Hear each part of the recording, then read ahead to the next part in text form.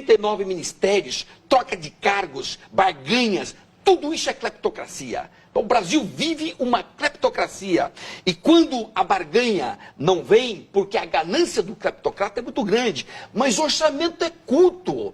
E aí, quando falta dinheiro, olha o problema. Crise política brava, profunda do país, mas previsível.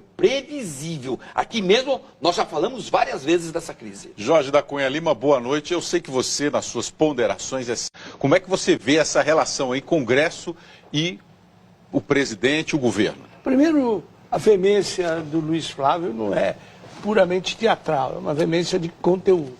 De fato, ele aborda a coisa e abordou a coisa na sua medula. Eu tenho uma observação dupla nesse caso. Primeiro é que o presidente do Senado quer retalhar e vai retalhar enquanto puder. E uma observação que para mim é uma certa surpresa, é que a Dilma quer fazer o ajuste fiscal. Porque ela teve uma atitude instantânea. Ele retirou da pauta, ela podia virar para o Levi e falar, não, eu não posso fazer nada porque o Renan retirou.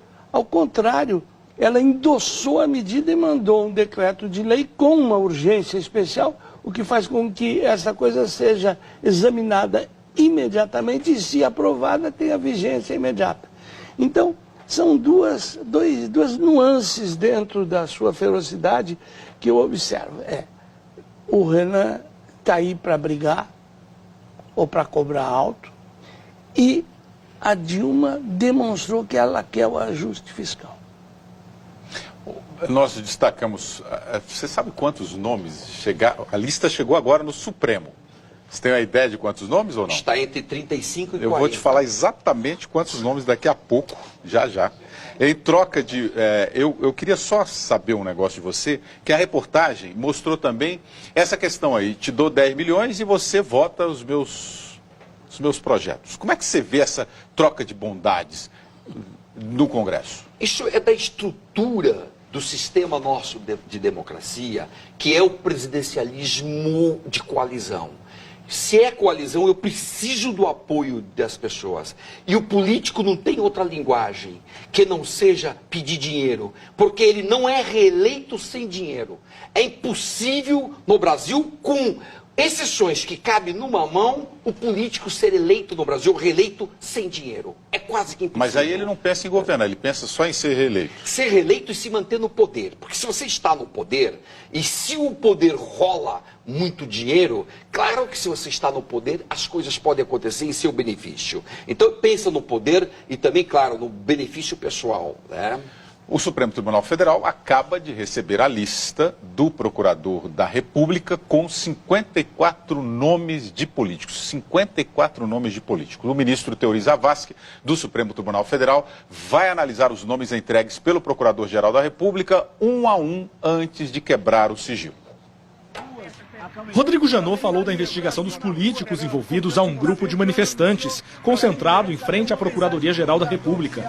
A conversa foi gravada com o celular. Vamos trabalhar com tranquilidade, com equilíbrio, e quem tiver que pagar, vai pagar. Nós vamos apurar. Se eu tiver que ser investigado, eu me investigo. Para chegar aos nomes, Janot se baseou nos depoimentos de Paulo Roberto Costa, ex-diretor de abastecimento da Petrobras, e do doleiro Alberto Youssef. Nos pedidos de abertura de inquérito, o procurador já pode pedir a quebra dos sigilos fiscal e bancário dos envolvidos. Para o cientista político José Álvaro Moisés, o Brasil estaria diante de uma avalanche política. Isso vai dar uma enorme mudança interna. O Congresso tem nomes, tem valores capazes de propor uma reforma política e ir numa direção positiva. Mas eu estou absolutamente convencido, se não houver reforma política, nós não vamos enfrentar a corrupção. Com a lista nas mãos, caberá ao ministro Teori Zavascki, do Supremo Tribunal Federal, analisar os pedidos e determinar quais inquéritos serão abertos. Só depois disso ele deve quebrar o sigilo e divulgar os nomes incluídos na lista. Outro ministro do STF, Marco Aurélio Mello, defendeu hoje a retirada do segredo de justiça.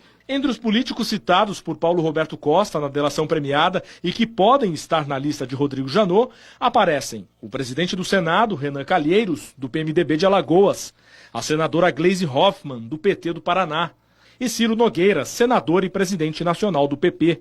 Os pedidos de inquérito aceitos serão encaminhados a um delegado federal, que fará as investigações. Dentre as provas que serão levantadas, além das provas testemunhais, claro, estarão as chamadas provas periciais, que são as provas que darão a certeza material do crime, através de laudos contábeis, através de documentos que possam embasar aquilo que as pessoas eventualmente disserem.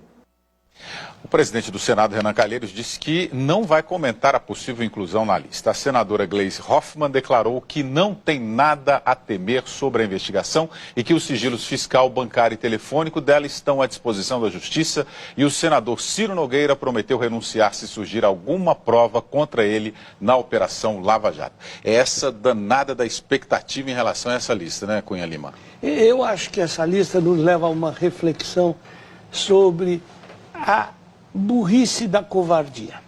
Você veja o seguinte, se o fulano, para se reeleger, tem que ter dinheiro, e o governo, para governar, tem que fazer barganha, e a barganha gera corrupção, é claro que não haveria lista nenhuma se o deputado tivesse a coragem, não tivesse a covardia de não fazer reforma política.